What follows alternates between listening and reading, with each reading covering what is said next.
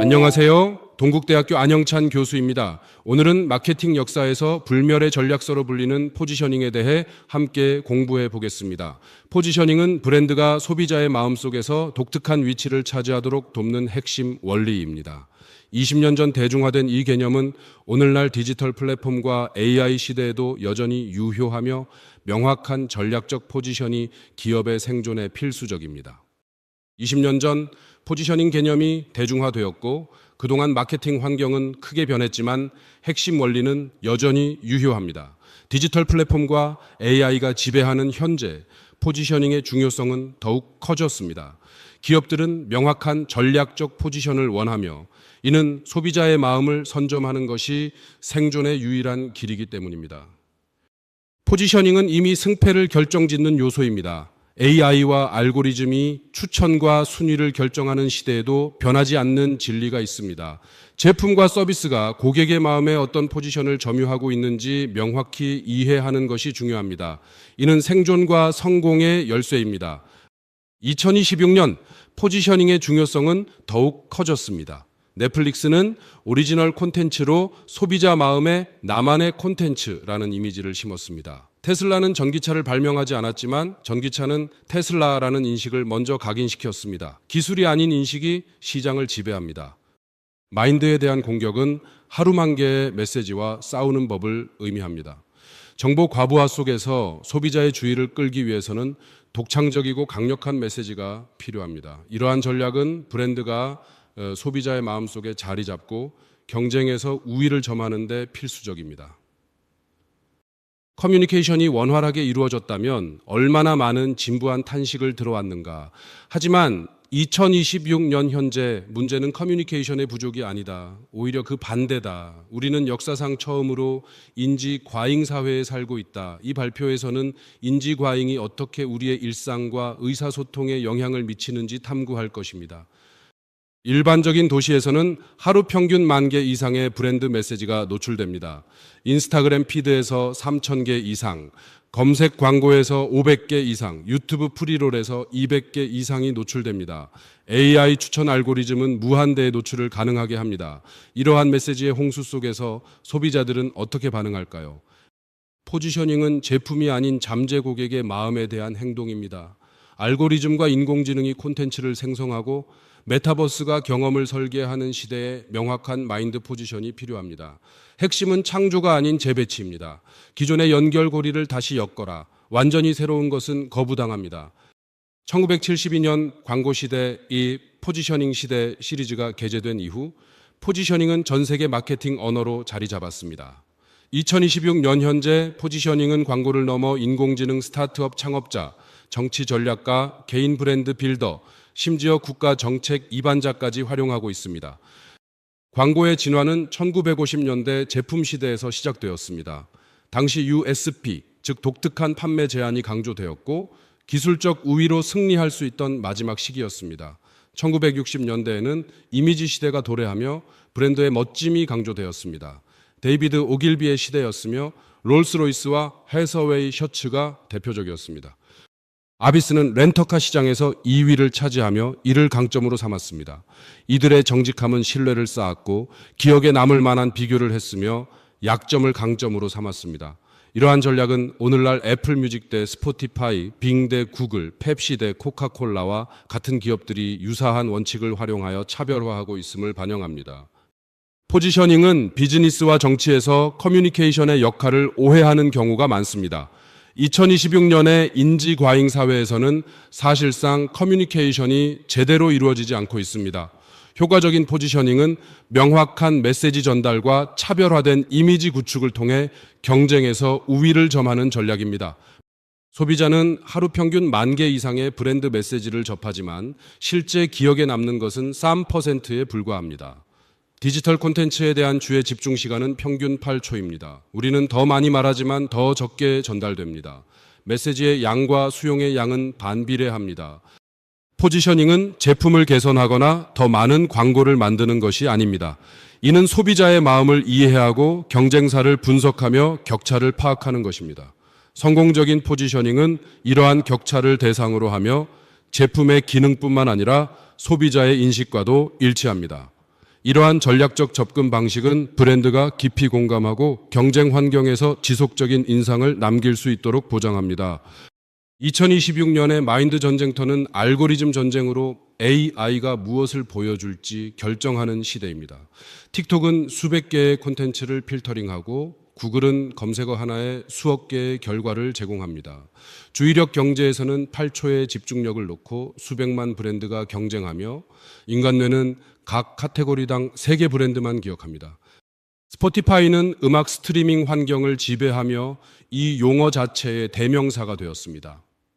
글로벌 시장을 최초로 점령하고 플레이리스트 문화를 조성하며 스포티파이는 음악과 같다는 등식을 확립함으로써 이를 달성했습니다. 애플 뮤직과 유튜브 뮤직과 같은 경쟁자가 존재하지만 스포티파이는 여전히 이 분야에서 가장 잘 알려진 브랜드입니다. 줌은 팬데믹 이전에도 스카이프, 구글 미트, 마이크로소프트 팀즈와 경쟁했지만 단 6개월 만에 화상회의의 대명사가 되었습니다. 클릭 한 번으로 회의 시작, 다른 앱보다 50% 빠른 접속 속도 덕분에 줌으로 회의하자는 표현이 일상화되었고 이제 화상회의는 곧 줌을 의미합니다.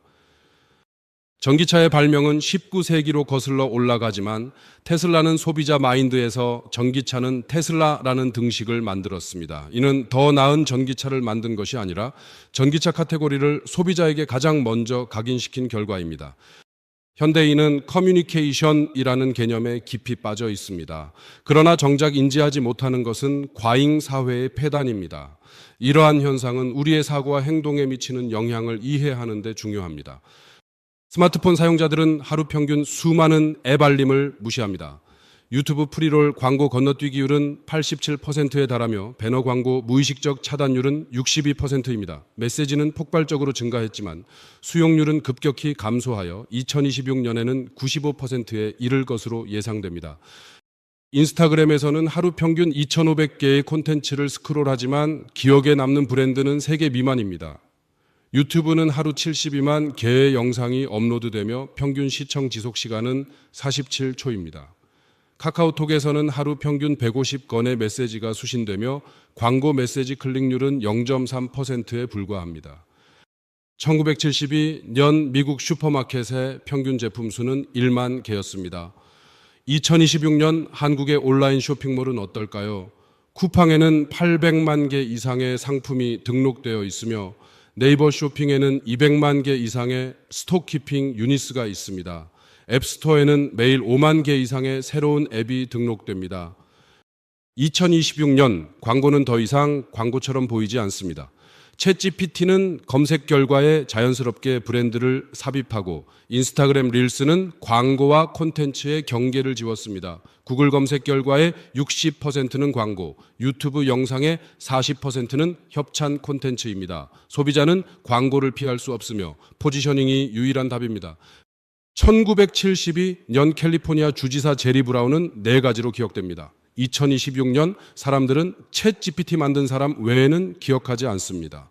젠슨 황은 엔비디아 최고 경영자 검은 가족 제킨으로, 이재용은 삼성 회장으로만 기억됩니다.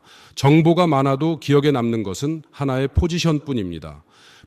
현대차는 매년 수천억 원을 광고에 투자하지만 소비자들은 3개 이상의 모델을 기억하지 못합니다.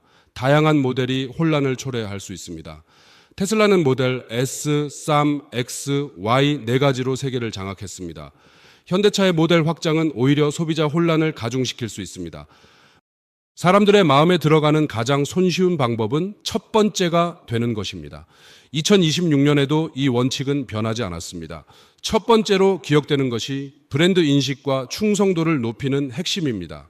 이는 소비자 행동에 큰 영향을 미치며 기업의 성공에 중요한 요소로 작용합니다. 사람들은 첫 번째 소셜미디어로 페이스북을 떠올리지만 프렌드스터와 마이스페이스가 먼저였습니다. 그러나 마음에 각인된 것은 페이스북입니다. 스마트폰의 경우 IBM 사이먼과 블랙베리가 있었지만 사람들은 아이폰을 첫 번째로 인식합니다. 전기차도 제너럴 모터스 EV1과 닛산 리프가 있었지만 테슬라가 최초로 여겨집니다. 갓 태어난 오리 새끼는 처음 본 움직이는 대상을 어미로 인식합니다. 인간의 브랜드 인식도 이와 유사합니다. 한 번 형성된 마인드 포지션은 바꾸기 어렵습니다. 포지셔닝 원리는 첫 경험이 영구적 인식을 만듭니다. 그래서 더 나은 것보다 최초가 중요합니다. 현대의 각인학습 사례를 살펴보면 우버는 승차 공유의 선두주자로 각인되었고 에어비앤비는 숙박 공유의 대명사로 자리 잡았습니다. 넷플릭스는 스트리밍 서비스의 대표주자로 인식됩니다. 이들은 초기 경험을 통해 소비자 마음에 깊이 각인되어 경쟁사보다 우위를 점하고 있습니다. 1960년대는 돈만 있으면 어떤 브랜드도 성공할 수 있다고 믿었던 시대였습니다. 그러나 2026년에는 메타, 알파벳, 틱톡 같은 대기업도 실패할 수 있습니다. 최근 2년간 성공한 브랜드를 손가락으로 꼽을 수 있을 정도입니다. 이는 브랜드 성공이 단순한 자본 투자가 아닌 전략적 접근이 필요함을 보여줍니다. 1950년대는 기술적 우위로 승리하던 제품 시대였습니다.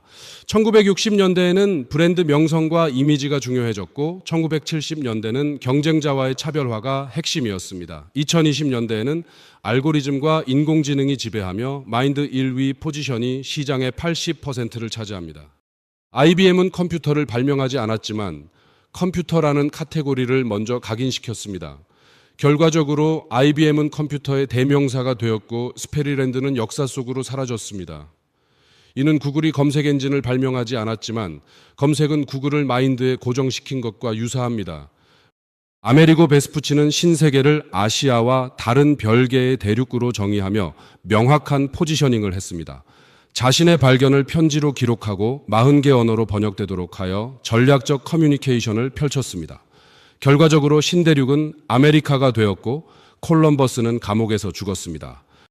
2026년에 베스푸치들에서는 일론 머스크와 마틴 에버하드의 사례가 주목됩니다. 마틴 에버하드가 테슬라를 창업했지만 일론 머스크가 전기차 혁명가로 자리매김했습니다. 마크 주커버그와 윙클보스 형제의 경우도 비슷합니다.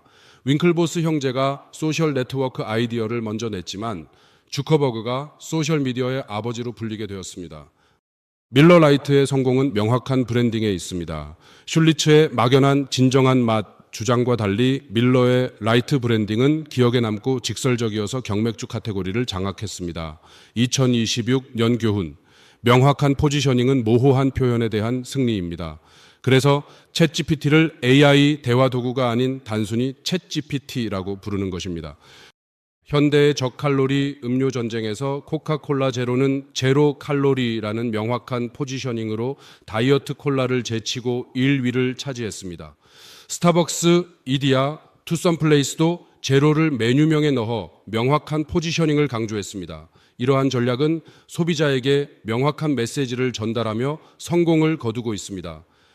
소비자들은 다양한 메시지 홍수 속에서 인지 과잉을 경험합니다. 이로 인해 머릿속에 작은 사다리를 그려놓고 제품의 순위를 매기게 됩니다. 이러한 과정은 브랜드가 시장에서 어떻게 인식되고 소비자 선택에 어떤 영향을 미치는지를 이해하는 데 중요합니다. 시장 점유율에서 1위는 70%를 차지하며 2위는 20%, 3위는 7%입니다. 나머지 3%는 4위 이하의 경쟁자들이 차지합니다. 소비자들은 각 카테고리당 평균 3개의 브랜드만 기억하며 나머지는 존재하지 않는 것과 같습니다. 2026년 검색엔진 시장에서 구글은 92% 점유율로 압도적입니다. 빙은 3%, 기타가 5%를 차지합니다. 배달앱에서는 배달 의민족이 60%, 쿠팡기츠가 25%, 요기요가 15%입니다. 전기차 시장에서는 테슬라와 비아디가 선두를 달리며 현대 아이오닉이 3위로 추정됩니다. 소비자 마인드에서 각 카테고리의 상위 브랜드는 제한적입니다. 스마트폰은 삼성과 애플이 주도하며 소셜미디어는 인스타그램과 틱톡이 강세입니다. 커피체인은 스타벅스와 이디야가 선두를 차지합니다. 대부분의 카테고리는 세계의 주요 브랜드로 구성되어 있으며 소비자 인식에 큰 영향을 미칩니다. 포지션과 시장 점유율의 상관관계는 명확합니다. 마인드 점유율이 높으면 시장 점유율도 높아집니다. 마인드에서 이기면 시장에서도 이깁니다. 이는 소비자 인식이 브랜드의 시장 성과에 직접적인 영향을 미친다는 것을 의미합니다. 브랜드의 위치를 파악하고 소비자 마인드 사다리에서 몇 번째 칸에 있는지 평가하세요. 4위 이하라면 새로운 카테고리를 만들어야 합니다. 1에서 3위에 있다면 그 포지션을 강화하세요. 1위가 아니라면 1위와 다른 점을 강조해야 합니다. 1972년 렌터카 시장에서 허츠는 1위, 아비스는 2위, 내셔널은 3위였습니다. 2026년에는 엔터프라이즈가 1위로 부상하고 허츠는 2위, 아비스는 3위로 내려갔습니다. 50년이 지났지만 상위 3위는 여전히 같은 기업들이 차지하고 있습니다. 2026년 한국 시장에서 배달앱 1위는 배달의 민족, 2위는 쿠팡기츠, 3위는 요기요입니다. 이커머스에서는 쿠팡이 1위, 네이버 쇼핑이 2위, 11번가가 3위를 차지합니다. OTT 분야에서는 넷플릭스가 1위, 티빙이 2위, 웨이브가 3위입니다. 메신저 시장에서는 카카오톡이 독보적 1위를 유지하고 있습니다. 과거 1위를 차지했던 브랜드들이 사라진 이유를 살펴보겠습니다. 야후는 구글에 밀려 2위조차 유지하지 못했고 블랙베리는 터치스크린 혁신을 거부하다 몰락했습니다. 싸이월드는 한국 소셜미디어 1위였지만 페이스북과 인스타그램에 자리를 내주었습니다. 이들의 실패는 변화에 대한 적응 부족에서 비롯되었습니다. 기존 사다리를 올라가는 전략은 엄청난 마케팅 비용과 낮은 성공 확률을 요구합니다. 반면 새로운 사다리를 만드는 전략은 새로운 카테고리를 창조하여 자동으로 1위를 확보할 수 있으며 성공 확률이 60% 이상입니다. 2026년 원칙은 기존 사다리와 싸우지 말고 새로운 사다리를 만들어 1위가 되는 것입니다. 현재 위치에서 목표지에 도달할 수 없는 상황에서 IBM의 굳건한 포지션과 정면 대결을 원하는 경쟁자가 있을까요? 2026년에는 구글, 아마존, 메타가 그 자리를 차지할 것입니다.